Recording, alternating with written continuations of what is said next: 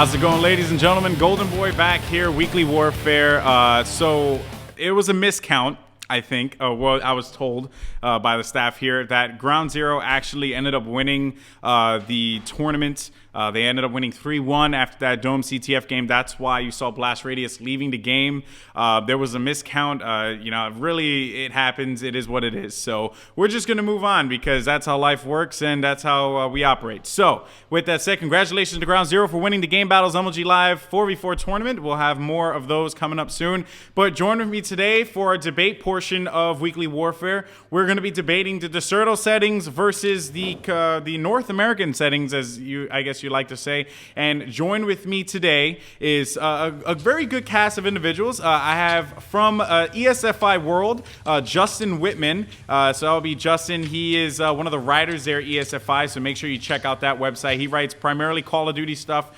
Very good guy. Had to have him on this. And then, of course, we have Assassin, the legend himself, a part of Optic Nation. We were talking about it earlier in the show. And, of course, we have from representing the Deserto community, OP2 from Team Infinitio. So, man. Gentlemen, how are you doing today? What's going on? Let's start off with Justin. How's the ESFI World treating you? Pretty good, man. Been trying to keep myself a lot busy, like growing everything, coverage. All right, cool. Something that coming from the PC side of Call of Duty, I noticed this community could really use. So. All right. Well, I definitely respect that. I mean, obviously, highlighting the competitive community in a very professional, journalistic fashion is very important. Let's move on to my buddy Robert Walsh, Assassin. How are you feeling, dude? What's up, man? I'm doing really good. You look fantastic. Just want to let you know. Thank you. I like the hat. It's very fashionable. I got the Assassin shirt. Oh my God, you're such a troll. All right, and then of course joining me from Europe late at nights. I respect that. Joel, OP2 from Team Infinitio. How are you doing, my friend? Yeah, I'm good, man. Just really tired. I can only imagine. You said you need to get a drink and wake up earlier. Yeah, it's like 3 in the morning now, so. 3 in the morning? God, yeah. Dude, you're the bomb, man. I got to give you respect for that. All right. So, and I actually streamed. You were part of one of our tournaments that I streamed, and I think you were up till like freaking 5 in the morning at that point. Or something like that? No, it was only, I think it was about 11 p.m., so it wasn't too late. Oh, okay. That was the invitational over the weekend. So, yeah, well, definitely shout out to your team. You guys played really well. So now let's actually get on with this discussion. We're going to be talking about the Deserto settings that were just released, the version 3 settings. They banned the Type 95, which is the most notable thing in there, in my personal opinion. And, of course, limiting the Domination games. Now we're going to start off with you, Joel. What are your thoughts on it, and just overall the Deserto's community, their I guess constant desire to want to ban everything? Let's talk about that real quick. What are your thoughts on the version 3 settings?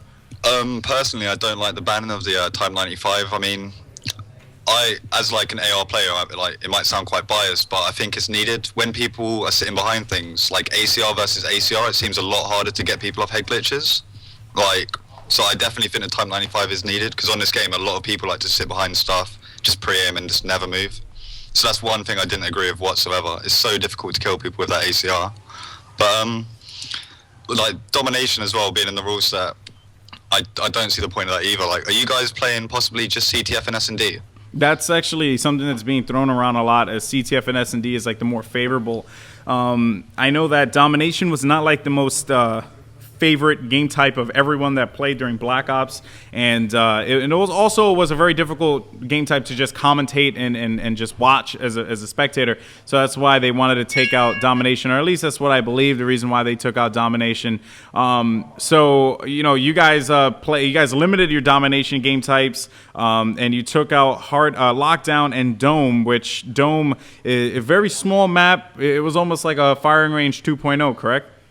Yeah, I think the reason for Dome being taken out was it was too easy to get B and C and just sit in the flags and just completely like lock that down and not move. And obviously on that side, like where you spawn top of the hill, you get both of those flags really easily at the beginning. So I do agree with that being taken out. Okay. And the same with like Lockdown seemed like if you get B, then you'll never lose in B. Unless you get 4 down, like, stupidly, you'll never lose that flag, because there's so many windows and corridors to pray in from. Yeah. So I do agree with those maps being taken out, definitely, but I don't see the point leaving in just bootleg and Arcaden, just for domination. Yeah. But didn't you guys do that on Black Ops with 2 maps? Yeah, we just had Firing Range and Summit were our 2 maps for Domination, and it worked out well. I mean, Domination was a very difficult game type to have on multiple maps. It worked okay in Villa, but I wanted to talk a little bit to a player who actually played in Black Ops and MLG, Assassin.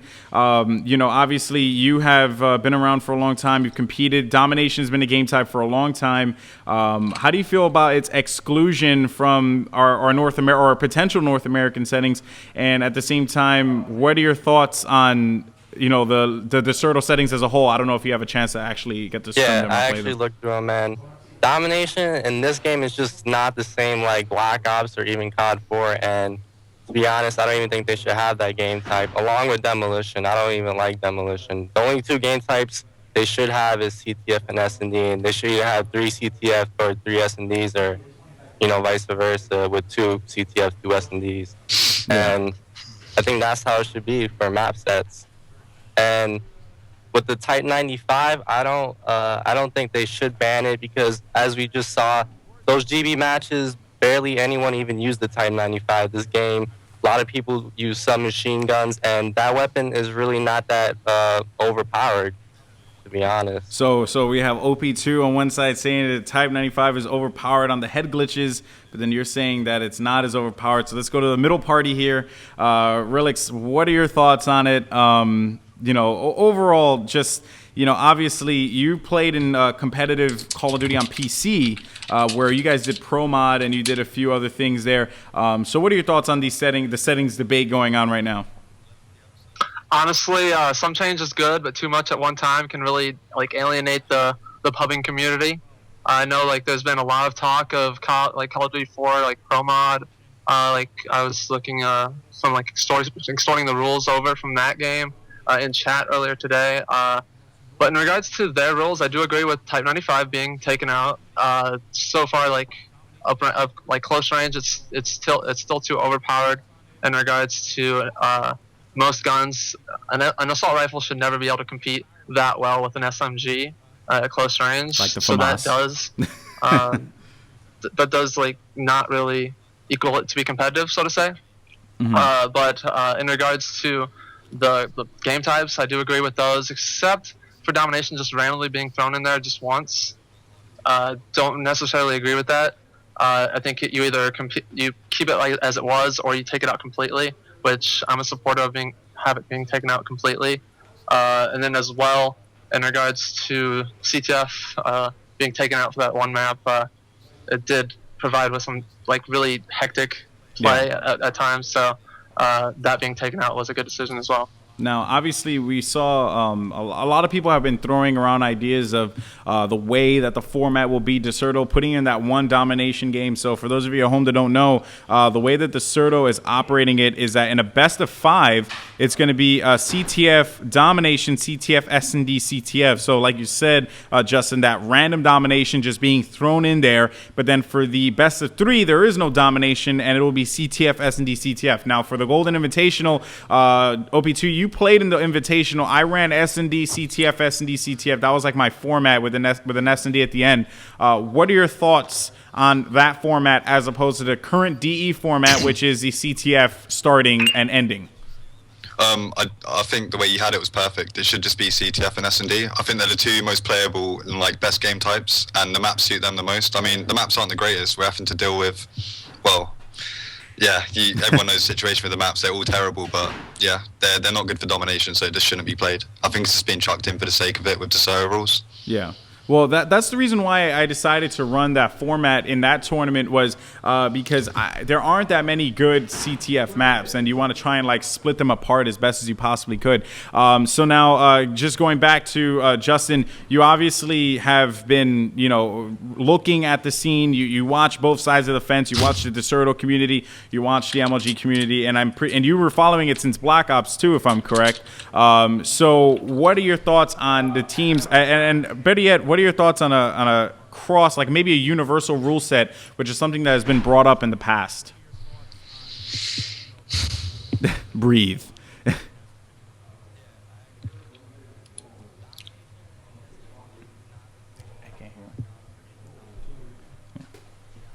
I don't think we can hear you. I can't hear him either. I can't hear him. Okay, never mind. I thought that was me. I was like freaking out for a second. Okay, hey, what about now? You fail. Sorry about that. Okay, it's all right. Go ahead. I'm a dude. big supporter of having a universal rule set just because I've seen Call of Duty played at a global level before, which I'm a huge supporter of. 2008 on the PC, we had Team Evil Geniuses and Team Pandemic go over in Europe for 2 LAN events. That was huge, and that's honestly my most favorite time in regards to esports history. But I hope that it can get to that level in 2012, and I really think that maybe it's possible with some bigger LAN events coming on in Europe. I think I-45 announced Modern Warfare 3, so the possibility of having a universal rule set will really help out with having teams from one area of the world go to another and still be able to compete. Rule set changes will really affect that in a negative way. I think you've seen that with Gunshi's team coming over to MLG and just having to play on a completely different rule set. Just wasn't fair for them. Well, not only that, they had to play on a completely different rule set and a completely different system. But that may or may not be the problem this time around. I'm not too sure about that. But so now, Justin, you coming from the pro mod community, or coming from that PC COD community. Now, one of the ideas, and it was streamed yesterday, and it's something that's being thrown around, was the idea of making a Force Sniper, a Force SMG, and 2 whatever they want. I think it's 2 ARs. So now, Assassin, that's been something that's been thrown around a lot. I don't know if you had a chance to play it or if you saw it. But how do you feel that can flow with the, with Modern Warfare 3? Do you think that's something that we may need, something a little more structured, that I guess newer players can look at and say, okay, I get it. They have to have this. They have to have that. Kind of like the way we did back then in COD 2, where I think there was one website was forced to have shotguns. One team was forced to have shotguns. It was like Epic Ladder or something like that. So what are your thoughts on that, Assassin? It could be a lot more entertaining, to be honest, because a lot of people do like when, someone gets a 6 sniper shot off. It's just like the whole 1 submachine gun, 1 sniper, and then 2 assault rifles. Like, if you do, like, obviously you can't pick up the other weapons if you do kill that guy. But it could probably turn out good. We just have to test it out more, to be honest. Yeah, I mean, obviously, that's something I've been preaching a lot to a lot of people, has just been testing, making sure that we're always making sure that things are at 100% capacity. So now, Joel, what are your thoughts on something similar to like that? Do you think that the Certo community would approach that with arms wide open, or is going to be some resistance? It'll be something that I don't think will be enforced. Like, online is quite difficult as weapons can be picked up and stuff. Like, it's been spoken about before, having just 2 SMGs and 2 ARs and things along those lines, and it's just never come to materialize at all. And everyone's just disregarded it straight away. Yeah. So what you're thinking is that the person that is rocking that sniper rifle may end up just going to go pick up like an AR or that's randomly on the ground or something like that. You don't think that I mean, I don't think that's going to be policed, though. That's the other thing that we got to point out. I don't think that aspect will be policed, and you may be able to make the pickup. I think it's just the idea of incorporating those weapons into competitive play. You understand? I mean, yeah, it's definitely feasible. It could happen, and it's not something that's too difficult to enforce, like you're saying. But I don't know. It's just whenever it has been brought up on Certo, it's never been looked at seriously. I mean, if it was, and it was actually, like, we tried it out and saw how it worked, like, maybe people's opinions would be different. But at the moment, I don't even think that would be, I don't even think it would be anything anyone thinks about at all. Wow. Well, I actually know that they were talking about a universal rule set over under the Certo forums, and they were actually just saying that if there is a possibility for the for MLG to release their settings, then there would be some integration with the Certo community and the MLG community. It seems like they're really open to it this time around, as opposed to Black Ops, where their restrictions are pretty crazy, but with due reason, because the FAMAS was kind of ridiculous. I do understand that. That gun ruined the game completely, in my opinion. Like, when we played MLG rules at the XP qualifiers, I didn't enjoy it at all. Just being 4 times FAMAS, I really didn't like the game like that. Oh, so you went to the XP qualifiers, if I'm correct? Yeah, I came like 3rd and 8th, so it's quite annoying. Oh, okay, nice. And all right, so now moving on from that rule set, I guess, that proposed rule set. We'll see what happens with that as time moves on. Obviously, more testing needs to be involved. So another aspect that I want to talk about with the Deserto community, and Moho was on here last week talking about it when we had that debate, was about promotion, advertising teams, getting people in the community aware of what's going on.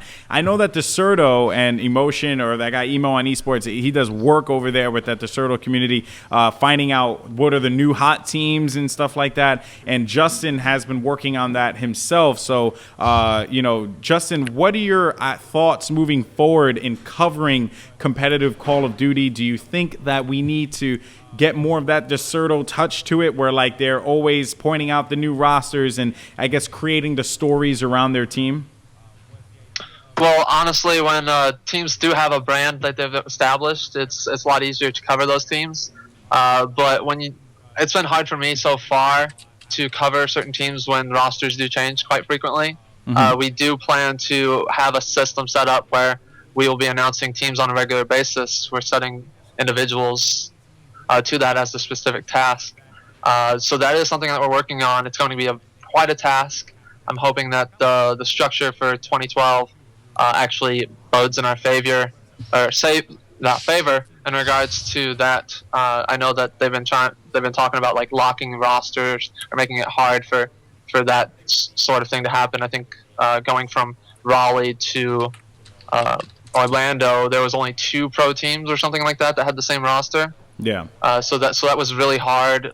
Fear being one of them. Just want to throw that out there. To try to update ESFI's website in regards to all of our team rosters and all of that it took days. Yeah. So that's something that really would bode in our favor if that does happen next year. And honestly, team branding will then raise as well, which will, in honesty, help your community as Call of Duty. There's more reasons for MLG to invest when they have brands like Fear, Optic, Envious. If there's more of those that do appear, there's more reason for them to throw money at it or to throw more events. Now, Assassin, sorry to cut you off, Justin, but obviously, Assassin being a player in this community, and I'm going to get to you, Joel, in a little bit about how it is in the European community, but obviously the North American community here, Assassin, is very, very volatile. They're always jumping back and forth between teams. Do you think something like well, Justin, you said it, like a roster lock would benefit this, or do you think that the freedom to be able to just go in and out of whatever team you want is good? What are your thoughts? I mean, there should definitely be roster locks, so there isn't constant team changes. It's just, I don't know how long they should have the roster locks for it, but they should definitely put that in. Now, your team obviously just formed. You guys, you left IXI and you joined Optic Nation. Now, if there was an event coming up, I would assume that you guys would want to like maintain that consistency together and then maintain that past that event. So that's why I think that a roster lock would be important. And, also to talk, though, it is a lot on the community as well, because one of the big issues is that this community oftentimes, like, you lose a scrim and the team breaks up. It's unbelievable. So one of the things that Fear, when you were in Fear, Assassin, I got to give you credit because you kept that roster consistent for, I believe, 3 events or 3 or 4 events. I'm not too sure. Could you elaborate? It was 4 events? Actually, it was 3. It was Anaheim, Orlando, Raleigh, and Providence. So 4 events. Yeah, well, because you had Twist. So that's actually something to point out there. Was it Optic had the same roster for a long time? LVG ran with pretty much the same 3 people. If you keep a consistent 3 people, I can agree with that. But we see a lot of these teams making new rosters every single day. So now, Joel, going to the Deserto community, the European community, something that I'm not too familiar about. How is roster swapping, or just people leaving on a regular basis, or is it a little bit more consistent than the North American community? It's by no means consistent. I mean, constantly there'll be teams splitting up, people getting dropped, people leaving teams, and it will just be over the stupidest things, like countless times I've played scrims or a tournament match and the next day that team split up because they've just lost. I mean, a roster lock would be really, it'd be something that definitely could be implemented, but there'd have to be like, we haven't got a proper circuit over here, I don't think, to do something like that. We have EGL, but obviously we have events by a lot of different organizers, so roster lock, I don't think it would work, but if it could be brought in, it would be brilliant, because rosters change all the time.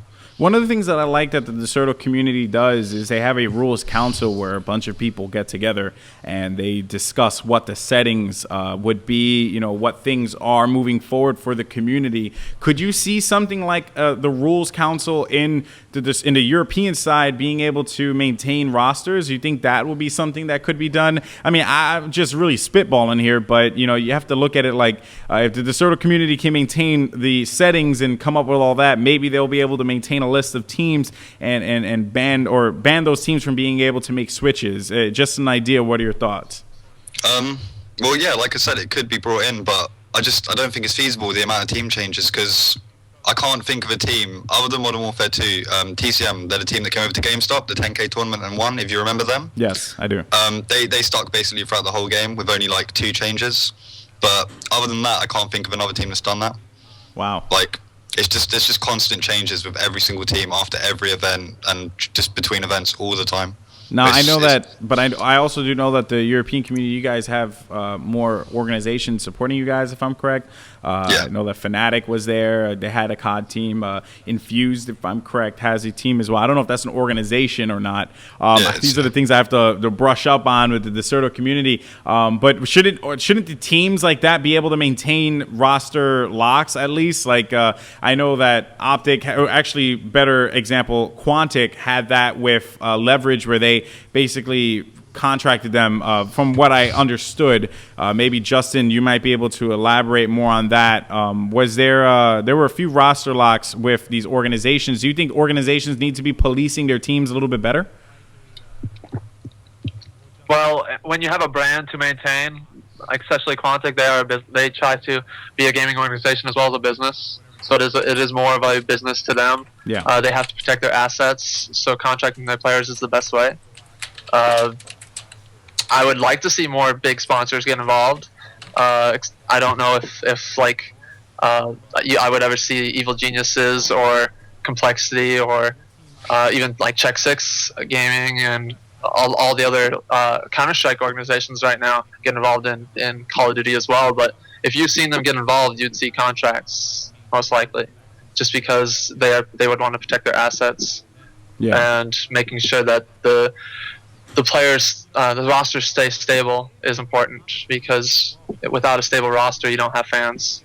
Yeah, no, I definitely understand that there. I mean, you know, one of the things in the Call of Duty community that's been happening has been, you know, individuals maintaining their, I guess, celebrity, you can say. No one better than the guy over here, Fear Assassin, or was Fear Assassin, as he was commonly known as. So, Assassin, you know, you're obviously an individual who has a brand to maintain. Do you think a consistent roster can help you maintain that brand further, or is that something where it's like, you know, I'm just really going to worry about myself and do what I do, you know, get my YouTube vids up? What are your thoughts? A consistent roster plays a big role for any team, because, like, the longer you play, the more chemistry you build, and the better, you know, your chance in winning. And that's what happened with my team. We placed like top 4, like 4 events in a row, because we stuck together. Yeah, it's very important to you know, reiterate that over and over. You know, maintain, like I always say it all the time, you know, consistency breeds excellence. You know, if you're consistent, you know, you will win. And I think that's very, very important. But guys, we're going to be wrapping it up. Thank you so much for joining me. This has been the Weekly Warfare Debate. And joining me today was Assassin from Team Optic Nation, OP2 from Team Infinitio, and Justin Whitman, who is the writer and editor-in-chief, I believe, writer-editor-in-chief at ESFI. Actually, content director. Oh, content director for ES. I don't know the difference, man. It's just there's so many titles. Content director for ESFI World, Justin Whitman. Guys, I'd like to thank you so much for joining me here today. And I just want to say thank you, and I just want to give a shout out to my team, Optic Nation, Nate, Shot, Biz, and our coach, Delu. I'm out. That's it. OP2, thank you so much for joining me. Shout out to the entire Deserto community for tuning in. If you guys did, I know it's really late. OP2, thank you a million times. I really appreciate it, man. Thanks for having me. Cheers. Follow ESFI on Twitter. Check us out. How dare you plug? I'm kidding. It's all right. All right, guys. Well, that will wrap it up for the debate. How's it going? Ghost, get out of my shot. How dare you? This guy's like leaning over or whatever, thinking he got full reign of my desk. Look at him. He's just there. This is his face right here. Anyway, guys, so I believe that is going to be it for Weekly Warfare. This has been an amazing experience. We're going to be coming back 2012, and we're going to be bringing you more Call of Duty content. Make sure you spread the word. Check out the VOD from the last event. I am Goldenboy, if you guys haven't heard. So you guys can be sure to follow me on Twitter at GoldenboyFTW. And I think we're going to be... What happened? Oh, we're back January 5th. I had to get the confirmation from Ryan. He's in my ear. He's like a little minion right inside here. So Ryan is going to be informing me that we'll be coming back January 5th with some more Weekly Warfare. And be sure to tune in then and spread the word, guys. COD community, love you all. Take it easy. Peace out.